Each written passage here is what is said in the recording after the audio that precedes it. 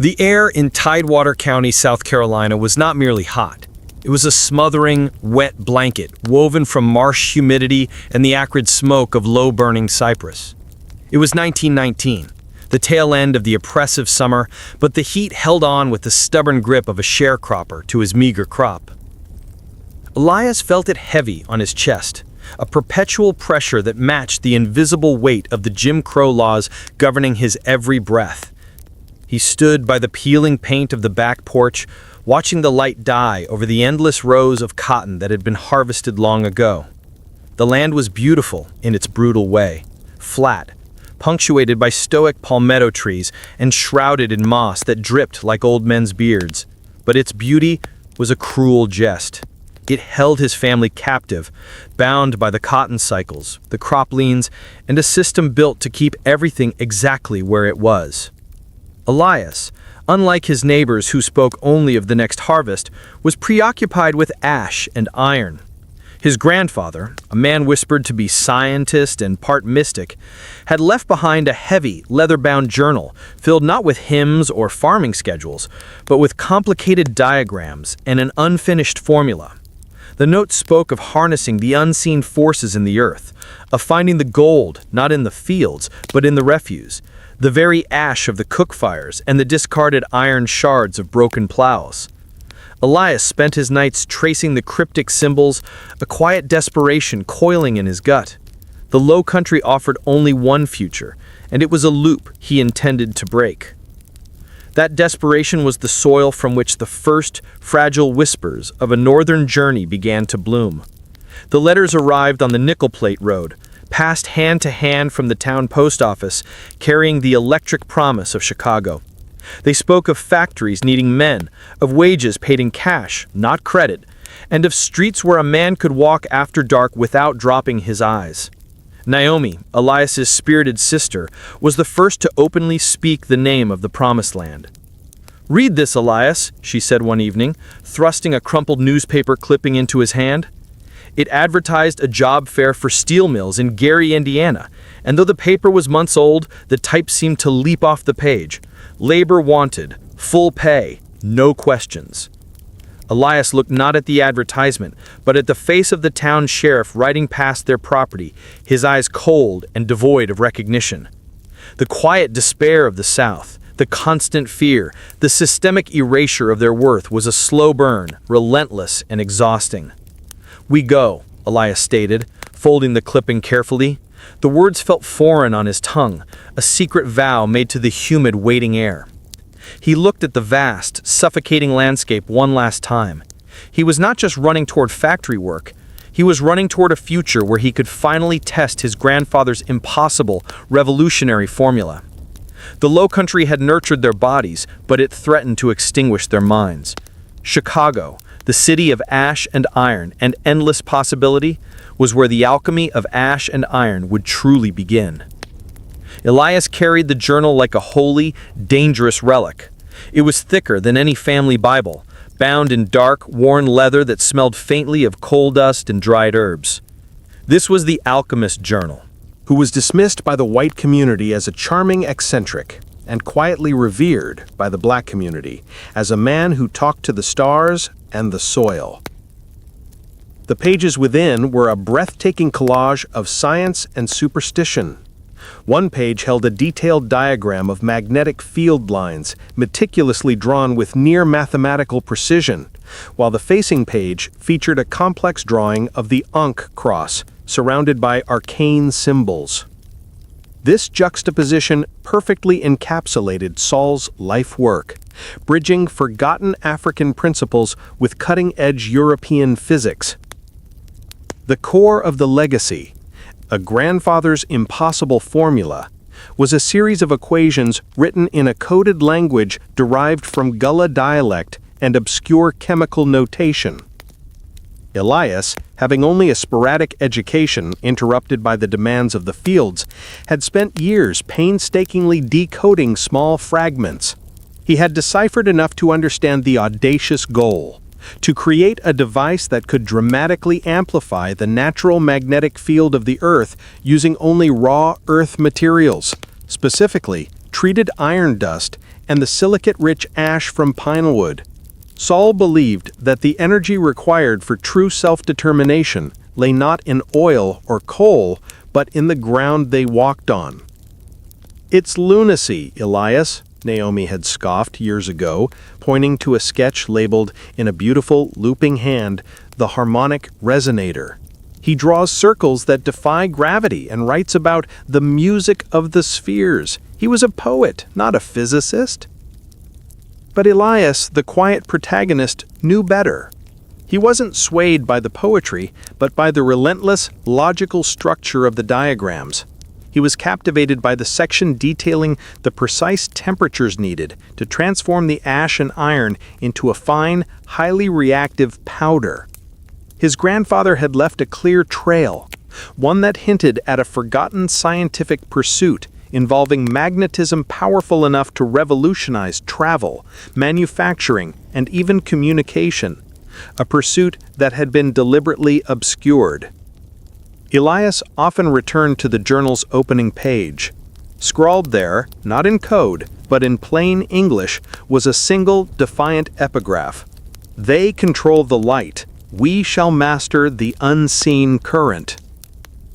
As he packed the journal carefully into his single, battered suitcase, along with his tools and a small sealed tin of the prepared ash powder, he looked out at the dilapidated wooden shack that had been his grandfather's laboratory. It was here that Saul had conducted his cryptic legacy experiments, hidden from the eyes of a society that feared black genius more than black rebellion. Now Elias was taking that legacy north. The low-country slow burn was over. The journey to Chicago wasn't just about finding work. It was about finding the advanced tools, the material science texts, and the anonymity necessary to finish the formula.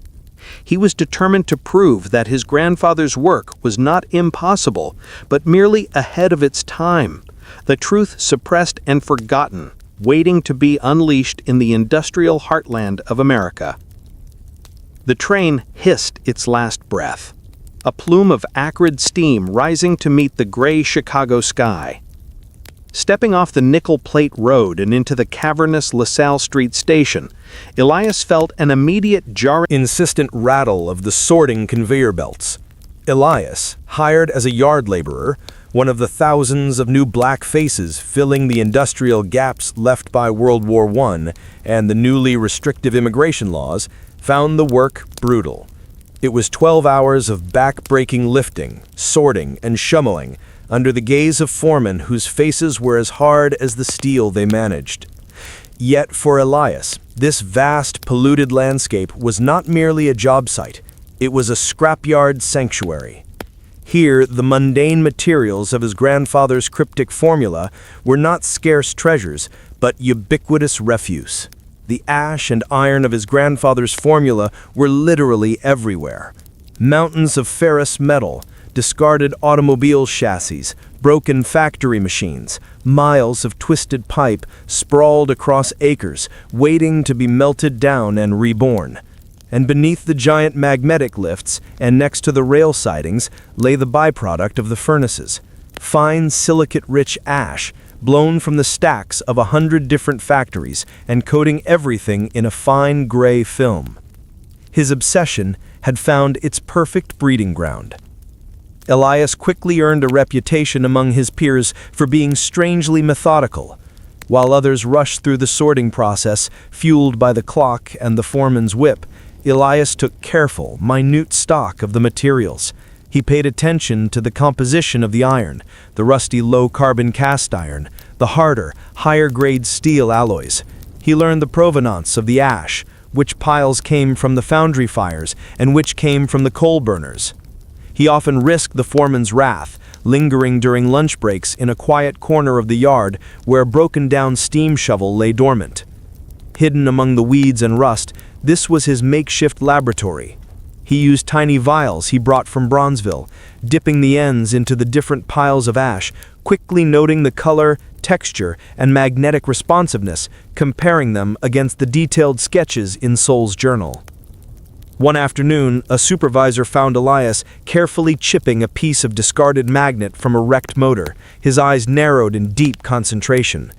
"What you messing with, boy? That's scrap. Get back to the wire bundles." Elias quickly pocketed the metal, offering a curt, practiced apology. He knew he could never reveal the true purpose of his scavenging.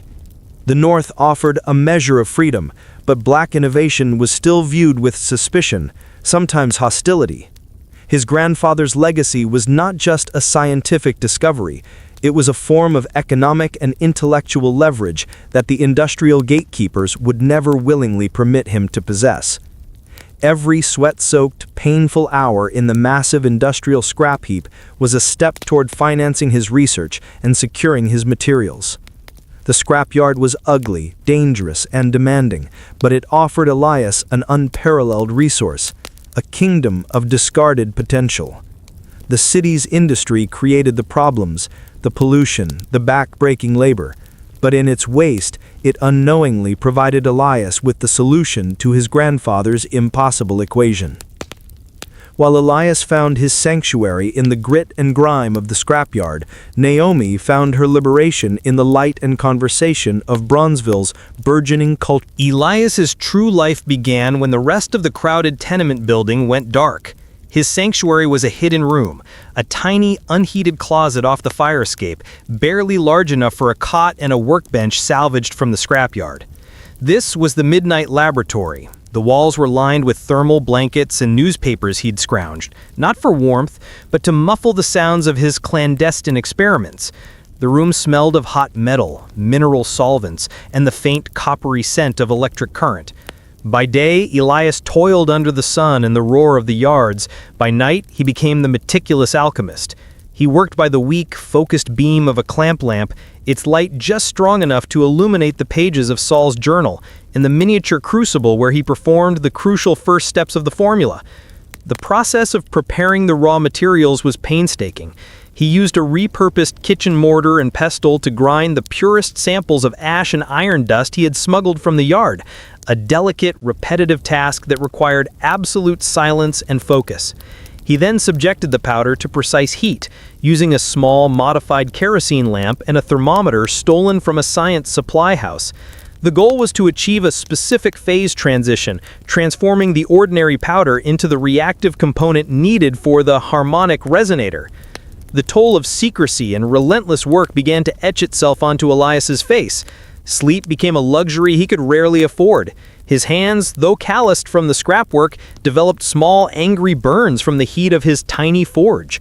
He ate sparingly, often just canned beans and cold bread, fueling his body only enough to sustain the rigorous mental gymnastics required by Saul's complex equations. His isolation deepened, reinforcing the rift between him and Naomi. She was frustrated by his withdrawal, seeing his gaunt frame and exhausted eyes as proof that his scientific quest was a destructive fantasy. "Elias, you look like a ghost," she whispered one morning, finding him asleep over the workbench just before dawn. "You'll kill yourself for a dead man's dream." "It's not a dream, Naomian," he mumbled, wiping the soot from his cheek. "I felt it last night. I combined the treated powder with the wire coil. For a few seconds, the compass needle spun wildly, not pointing north, but pointing to the coil itself. It worked. The material is responding." That fleeting moment, the compass needle's frantic dance, was the only validation he needed. It proved that his grandfather hadn't been mad. He had simply been building a technology far beyond the understanding of their time. The tiny room was not a prison. It was the birthplace of revolution. Elias knew the stakes. If he succeeded, he would not only honor his grandfather's legacy, but also arm his community with an unparalleled, non-violent form of power. The industrial masters controlled steel, coal, and electricity. But if he could harness the unseen current using mere ash and scrap iron, he would have achieved the true alchemy, turning the remnants of oppression into the tool of liberation. He sealed his latest successfully treated batch of powder, knowing the next step would be the hardest, building the actual resonator, and needing money, parts, and silence he didn't possess. Miles away from the cramped tenements of Bronzeville, in a mahogany-paneled office overlooking Lake Michigan, sat Horace Kincaid. Kincaid The breakthrough didn't come from a new calculation, but from an old, discarded letter.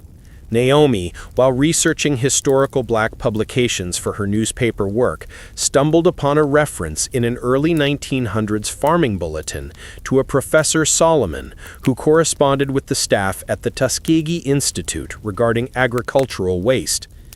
Recognizing her grandfather's actual first name, she immediately showed the finding to Elias.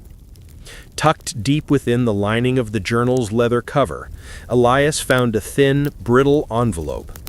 Inside was a series of correspondences between Old Man Saul and an assistant of George Washington Carver.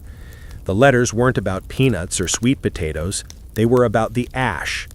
The letters revealed that Old Man Saul had not been working in isolation, nor was his formula pure fantasy. He was quietly connected to pioneering black scientists who were themselves experimenting with transforming agricultural byproducts into industrial resources, a crucial, overlooked chapter of American scientific history. One letter from the assistant confirmed a key premise. The ash from the low-country pinewood, when treated with specific mineral salts, exhibited an unusually high concentration of silicate structures, capable of acting as a temporary conductor or insulator under extreme electromagnetic conditions. Carver's lab, while focused on botanical chemistry, had verified the unique properties of Saul's pyrolysis ash. The realization was a profound moment for Elias. He hadn't been deciphering a madman's ravings, he had been following the footsteps of a suppressed intergenerational scientific network. This lent historical weight and credibility to the impossible formula. His grandfather wasn't just a mystic, he was a scientist, whose work, focused on transforming waste, a commodity readily available to the marginalized, into power, was politically too volatile to be publicized by institutions like Tuskegee, which constantly struggled for white funding and approval. Elias now understood why the formula was coded. Saul hadn't hidden his work from curiosity, but from exploitation. The knowledge he sought, energy independence based on readily available waste products, would have instantly been stolen and weaponized by industrialists like Horace Kincaid. He immediately cross-referenced the Tuskegee findings with the coded symbols in the journal. A section he had dismissed as a superstitious prayer for the dirt was actually a precise chemical process for extracting the necessary mineral salts from local clay. The symbol he thought was an Unk cross was a diagram for a simple yet highly effective electrolytic cell, a method for concentrating the salts. The discovery energized Elias, cutting through the thick layer of exhaustion. The rivalry with Kincaid was no longer a personal, desperate fight. It was a continuation of a scientific struggle dating back decades, a secret war for intellectual sovereignty. The whispers of Tuskegee's genius legitimized his entire pursuit. He raced back to his midnight laboratory, now working with renewed confidence. He no longer felt like a boy playing with broken parts, but like a custodian of a critical, forgotten truth. With the newfound clarity provided by the historical letters, he began to make rapid progress on the final stage of the formula, which involved winding the treated material. He knew the cold grip of the Depression was a deliberate tool used by men like Kincaid to reinforce their control. But for Elias, the crisis was a chilling confirmation that his grandfather's formula, the means to create independent energy from nothing but waste, was not just a scientific pursuit, but an urgent political necessity. He had to finish it before the cold grip of poverty completely extinguished their hope. The despair of the Depression was pervasive, yet in the smoky, dimly lit haven of the Savoy Ballroom, life, art, and defiance persisted. Naomi, desperate for distraction and a moment of human connection, dragged a resistant Elias out one cold evening. She needed to feel the vibrant pulse of Bronzeville's jazz culture. He needed a reminder that the world existed beyond his failing experiments and the fear of Horace Kincaid. They settled at a cramped table just as the band launched into a mournful yet complex rendition of a popular standard, Southland Requiem, a tune often played by musicians who had made the Great Migration. As the trumpet wailed, Naomi noticed Elias fidgeting with his coat pocket. He pulled out the oldest, most cryptic page of his grandfather's journal. It was the only page that resisted all his attempts at decryption. A series of numbers and musical notes scrawled beneath the diagram of the final resonator coil. "It's the key, Naomi," he whispered, his eyes hollowed with fatigue. "I know it's the final sequence for the material's alignment, but I can't translate the code. It's not gullah, it's not chemical, it's music." Naomi took the page, her ears still attuned to the melancholy melody washing over the room. She looked at the sequence of notes: G, C, E, A, F sharp, D. Suddenly, the complexity of the trumpet solo, its unexpected chromatic shifts and improvisational phrasings registered in her mind, not as pure sound, but as structure. "Wait," she murmured, her pulse quickening. "Look at the intervals. It's not the notes themselves, it's the timing and the key changes." The music was being played in the key of C minor, but the band leader was improvising using a pattern of quick, unexpected modulations. The final phrase of the standard, the resolution, was played with a bizarre, almost off-key cluster of chords. Naomi realized that her grandfather Sol, who had loved to play the harmonica, had devised a cipher based on the circle of fifths, a musical concept that dictates key relationships. His cipher wasn't about what was played, but how it deviated from the expected structure. She laid the journal page on the table and began working backward using the standard's melody as the baseline.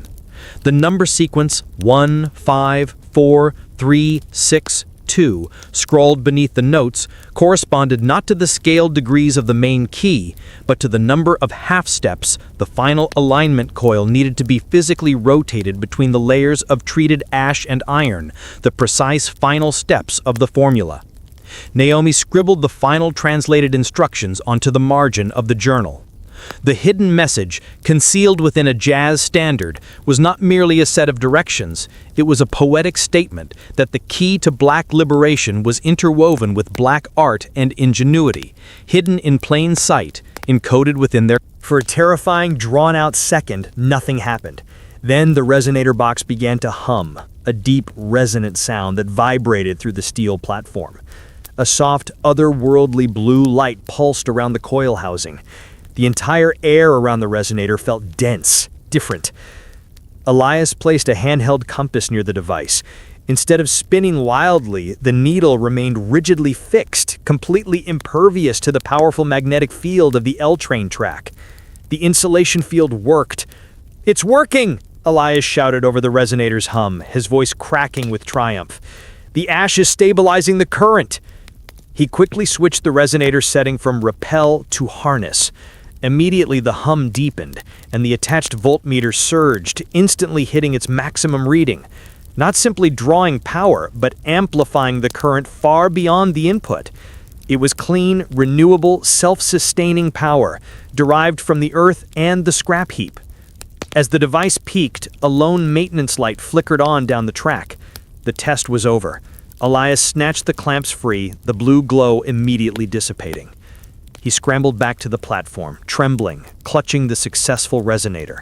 A high-stakes trial of the invention had proven the impossible possible. They had mastered the unseen current. But as they gathered their gear, a sleek black car with no recognizable taxi markings silently pulled up on the street below. "Too late," Naomi breathed, grabbing Elias's arm and pointing at the car. "We've been seen. That's Kincaid."